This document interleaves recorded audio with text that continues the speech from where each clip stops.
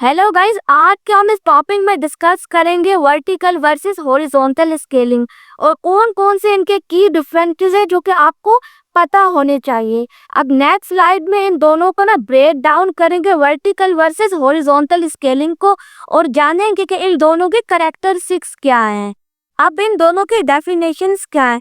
तो जो vertical scaling होती है, जिसको स्केल अप भी कहा जा सकता है, उसमें क्या होता है, सिंगल सर्वर होता है। उसकी क्या होती है, कैपेसिटी को इंक्रीज किया जाता है by adding more CPU, RAM और फास्टर डिस्क। मतलब कि सर्वर एक ही होगा, लेकिन क्या होगा, मजीद अगर हमें कैपेसिटी बढ़ानी है उसकी, तो उसके अंदर हम रिसोर्सेज ऐड करेंगे। जिस तरीके से सीपीयू हो गया, रैम होगी या फास्टर डिस्क होगी, उसको कहा जाता है स्केल अप या वर्टिकल स्केलिंग। अगर हम हॉरिजॉन्टल स्केलिंग की बात करें, जिसको आप स्केल आउट भी कह सकते हो, उसके अंदर क्या होता है, यहाँ पे हम सर्वर्स को ऐड करते हैं, यानी मोर सर्वर्स ऐड करते हैं, किसको नोड भी आप कह सकते हो, टू अ सिस्टम। मतलब के सिस्टम्स में मोर सर्वर ऐड करेंगे हम, distributing the load across multiple machine. उसमें क्या होगा, जो लोड होगा वो मुख्तलिफ मशीन्स में बांट दिया जाएगा।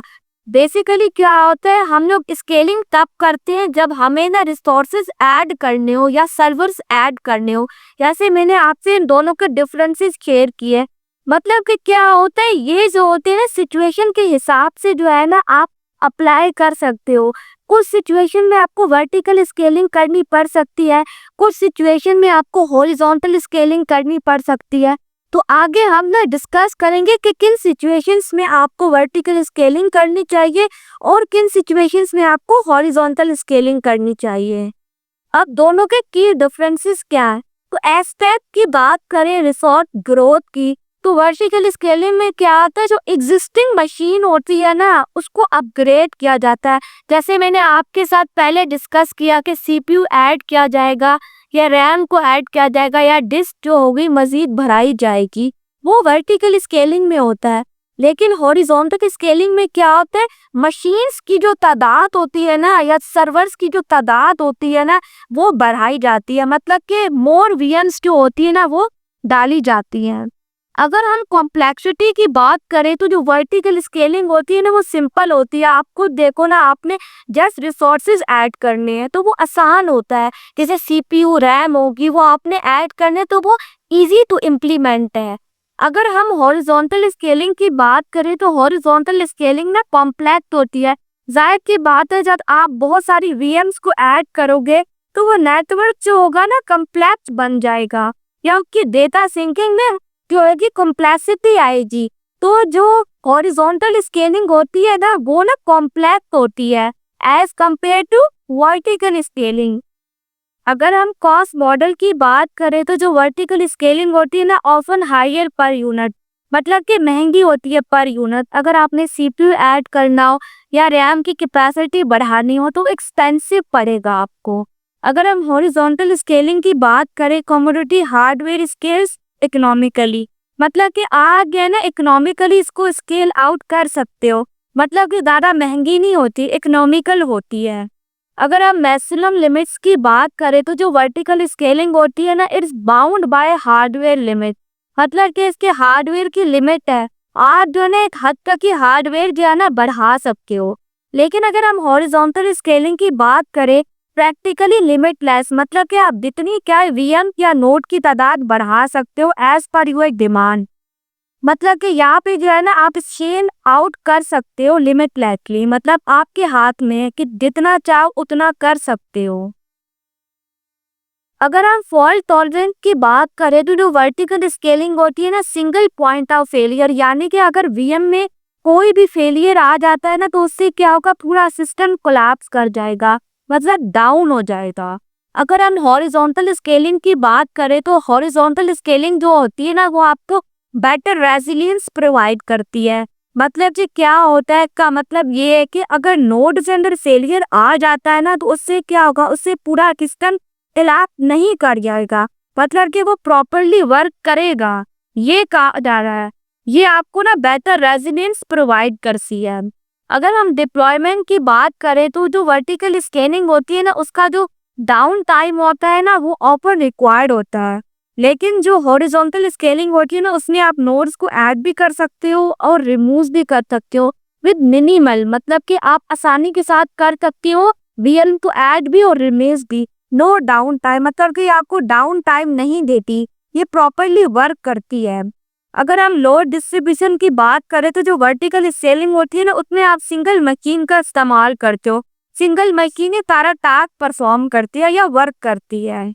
जो हॉरिजॉन्टल स्केलिंग है ना वहाँ पे लोड बैलेंसर का इस्तेमाल होता है, यानी कि क्या होते हैं वहाँ पे ना ट्रांसेस डिस्ट्रीब्यूट हो जाती है अक्रॉस मल्टीपल नोड्स, मतलब कि डिफरेंट डिफरेंट नोड्स में ना ट्रांसेस डिस्ट्रीब्यूट हो जाती है और वहाँ पे ना लोड बैलेंसर का इस्तेमाल किया जाता है। अगर हम डेटा कंसिस्टेंसी की बात करें तो जो वर्टिकल स्केलिंग होती है ना उसकी मतलब क्या होगा, लोकल होती है और इसकी कोई सिंकिंग रिक्वायर्ड नहीं होती। लेकिन जो हॉरिजॉन्टल स्केलिंग है ना वहाँ पे आपको रिक्वायर्ड होती है रेप्लिकेशन और डिस्ट्रीब्यूटेड स्टोरेज। डिस्ट्रीब्यूटेड स्टोरेज का मतलब क्या है, डिफरेंट डिफरेंट जो होती है ना आपको स्टोरेज रिक्वायर्ड होती है, मतलब आपको देखो ना डिफरेंट डिफरेंट वीएम्स होती है तो आपको जो है ना चीजों को डिस्ट्रीब्यूट करना पड़ेगा, तो यहाँ पे डिस्ट्रीब्यूशन के मेथड के थ्रू काम होता है ये हॉरिजॉन्टल स्केलिंग में। अगर हम प्रॉज एंड कॉन्स की बात करें तो जो वर्टिकल स्केलिंग है ना उसके जो प्रॉज है वो ये है कि इजियर टू मैनेज है, मतलब कि सिंगल मशीन है आसानी के साथ तो आप मैनेज कर सकते हो ना। No need for distribution coordination, मतलब कि कोई भी डिस्ट्रीब्यूटेड कोऑर्डिनेशन की रिक्वायरमेंट नहीं होती जहाँ पे, मतलब सिंगल मशीन है ना आप खुद देखो ना इसमें क्या आपको डिस्ट्रीब्यूशन करनी पड़ेगी, तो इसलिए यहाँ पे जो होती है ना डिस्ट्रीब्यूशन रिक्वायर्ड नहीं होती, मतलब कि ये कॉम्प्लेक्स नहीं होती, इजी होती है मैनेज करना। अगर हम इसके कॉन्स की बात करें तो क्या होता है, अगर सिंगल पॉइंट ऑफ फेलियर आता है, सिंगल पॉइंट ऑफ फेलियर का मतलब ये है कि अगर जो है ना वीएम में एरर आ जाता है या उसका फेलियर आ जाता है तो उससे क्या होगा, पूरा सिस्टम कोलैप्स कर जाएगा, मतलब ये खुद भी वर्किंग नहीं हो सकेगी, पूरा सिस्टम बैठ जाएगा क्योंकि ये सिंगल पॉइंट ऑफ फेलियर है। मतलब एक ही वीएम में अगर उसी में एरर आ जाएगा या फॉल्ट आ जाएगा तो उससे क्या होगा, सारा सिस्टम ही बैठ जाएगा। तो इसका सेकंड पॉइंट है वो फाइनाइट सीलिंग। अब इसका मतलब क्या है, इसका मतलब ये है कि आप जो है ना हार्डवेयर को एक हद तक ही जो है ना उसको एक्सपैंड कर सकते हो और ये बहुत ज़्यादा महंगा पड़ता है आपको अपग्रेड करना, मतलब कि एक ऐसी हद आती है जहाँ पे हार्डवेयर को अपग्रेड करना बहुत ज़्यादा इम्पॉसिबल हो जाता है, वो भी यहाँ पे स्टेज आती है और ये बहुत ज़्यादा एक्सपेंसिव भी होती है। अब हॉरिजॉन्टल स्केलिंग के प्रॉस एंड कॉन्स क्या है, जो उसके प्रॉस है उसमें ये है कि ये हाई अवेलेबिलिटी आपको प्रोवाइड करती है। इसका मतलब ये है कि अगर किसी भी एक नोड में जो है ना फेलियर आ जाता है तो उससे बाकी जो है ना सिस्टम मुतासिर नहीं होता, वो डाउन नहीं होता, वो आपको प्रॉपर जो है ना फंक्शनैलिटी परफॉर्म करके देता है, उसमें कोई भी जो है ना फॉल्ट नहीं आता पूरे सिस्टम में। अगर एक नोड में भी फेलियर आ जाता है तो उससे क्या होता है, सिस्टम ज़्यादा अवेलेबल रहता है, उसका डाउन टाइम कम हो जाता है। जो उसका सेकंड पॉइंट है वो इलास्टिसिटी, मतलब से क्या होता है, spin up and down node. इसका मतलब ये कि आप जो है ना जीएम को अप भी कर सकते हो और डाउन भी कर सकते हो अपनी रिक्वायरमेंट के हिसाब से। आपकी दो डिमांड है, को स्पिन अप करो या स्पिन डाउन करो, ट्रैफिक बढ़ गया तो स्पिन अप कर दो, ट्रैफिक यह है अगर ट्रैफिक डाउन हो गया तो स्पिन यह ना डाउन कर दो, आपकी मर्जी है। अब जो उसके कॉन्स है उसमें ये कि आपको लोड बैलेंसिंग की रिक्वायरमेंट होती है, क्योंकि मल्टीपल सर्वर्स है तो लोड बैलेंसिंग तो करनी पड़ेगी, सर्वर डिस्कवरी की रिक्वायरमेंट होती है और डेटा रेप्लिकेशन जो होती है वो ज़रूरी होती है। और इसमें क्या होते हैं, मोर पास जो होते हैं ना उनको मॉनिटर करना पड़ता है और उनको मेंटेन करना पड़ता है, मतलब कि कॉम्प्लेक्स हो जाता है हॉरिजॉन्टल स्केलिंग। अब यहाँ पे क्या कहा जा रहा है, हमें कौन की जो है ना स्केलिंग कब करनी चाहिए, तो अगर आपको वर्टिकल स्केलिंग करनी है तो इसमें क्या होता है, आप ना स्टार्टअप्स में वो यूज कर सकते हो या स्मॉल एप्लीकेशंस में आप ना इसका इस्तेमाल कर सकते हो, क्योंकि बहुत ज़्यादा सिंपलर है, फास्टर है टू सेटअप, मतलब कि आसान है इसको सेटअप करना। अगर आपका कोई स्मॉल एप्लीकेशन है क्या स्टार्टअप है तो आप जो है ना इसका इस्तेमाल वहाँ पे कर सकते हो, वहाँ पे वर्टिकल स्केलिंग इज फाइन। अगर हम सेकंड बात करें तो यहाँ पे क्या होता है, हाई पैकेट और मिशन क्रिटिकल सिस्टम, मतलब कि जो हॉरिजॉन्टल स्केलिंग होती है ना वो बहुत ज़्यादा हाई ट्रैफिक वाले जो होते हैं ना सिस्टम्स, वहाँ पे आप इस्तेमाल करो, या मिशन क्रिटिकल सिस्टम वहाँ पे इस्तेमाल करो, क्योंकि हॉरिजॉन्टल स्केलिंग आपको बेटर रेजिलियंस प्रोवाइड करती है, कैपेसिटी प्रोवाइड करती है और कॉस्ट इफेक्टिव भी होती है। इसको ट्रेन अप करना कॉस्ट इफेक्टिव होता है। हम पहले से डिस्कस कर चुके हैं इनके कैरेक्टरिस्टिक्स में। इसकी कैपेसिटी भी आप बढ़ा सकते हो आप अपनी मर्जी के हिसाब से। रेजिलियंस का मतलब क्या होता है, अगर एक नोड में भी फेलियर आ जाता ना तो उससे क्या होता है, उससे बाकी वीएम्स से कोई फर्क नहीं पड़ता, बाकी आपका सिस्टम सही से परफॉर्म कर रहा होता है। अगर हम हाइब्रिड अप्रोच की बात करें तो क्या होता है, आप इन दोनों को ना कंबाइन कर सकते हो often. Scale up until a point, उसके बाद क्या है, आप जो है स्केल आउट कर दो इसको, मतलब कि आप क्या करो, स्केल अप एक पॉइंट तक कर सकते हो। लेकिन अगर आपको ये समझ में आ रहा है कि स्केल अप से बात नहीं बन रही तो आप जो है ना इसको स्केल आउट भी कर सकते हो अगर आपकी डिमांड है, यानी कि आप मजीद वीएम्स भी इसके अंदर ऐड कर सकते हो अगर आपकी डिमांड है। अगर आपको बहुत ज़्यादा जो है ना मशीन्स चाहिए या रिसोर्सेज चाहिए तो क्या है, आप जो है ना इसको डिमांड के हिसाब से स्केल आउट भी कर सकते हो, मतलब कि आप हाइब्रिड अप्रोच का भी इस्तेमाल कर सकते हो ऑफन, मतलब अपनी मर्जी से अगर आपने करना है तो। अगर हम डायग्राम की बात करें तो जो वर्टिकल स्केलिंग है ना, वहाँ पे आपने बिग सर्वर का इस्तेमाल किया, यानी आपने एक ही सर्वर का इस्तेमाल किया है, लेकिन आपने क्या उसके अंदर रिसोर्सेज बढ़ा दिए, मतलब कि क्या सीपीयू का ऐड किया है या रैम को ऐड किया है मजीद बढ़ा के, और डिस्क का भी इस्तेमाल किया मजीद बढ़ा के। लेकिन अगर हम हॉरिजॉन्टल स्केलिंग की बात करें तो यहाँ पे 2 सर्वर्स लगे हैं स्मॉल, इसकी जो कैपेसिटी है वो 1 सीपीयू का इस्तेमाल किया या 1 रैम का।